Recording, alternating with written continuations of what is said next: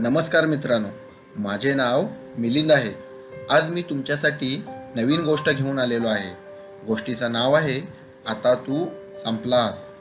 ही गोष्ट मनोहर चमोली यांनी लिहिलेली आहे आणि ही सुंदर चित्रे मयूर घोष यांनी काढलेली आहे. तर या गोष्टीचं नाव आहे आता तू संपलास. बेडूक, आता तू संपलीस. गांधील माशी, तू तरी कुठे वाचणार आहेस.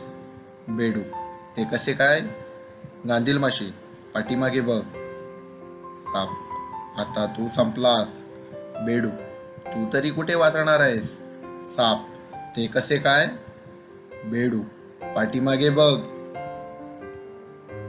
मुंगूस, आता तू संपलास. साप, तू तरी कुठे वाचणार आहेस. मुंगूस, ते कसे काय. साप, पाठीमागे बघ. घार, आता तू संपलास. गांधील माशी बेडकाला म्हणाली, मला सोड, मग मी सगळ्यांना वाचवेन. बेडकाने गांधील माशीला सोडून दिले. गांधील माशीने घारीच्या मानेवर जोरात डंख मारला.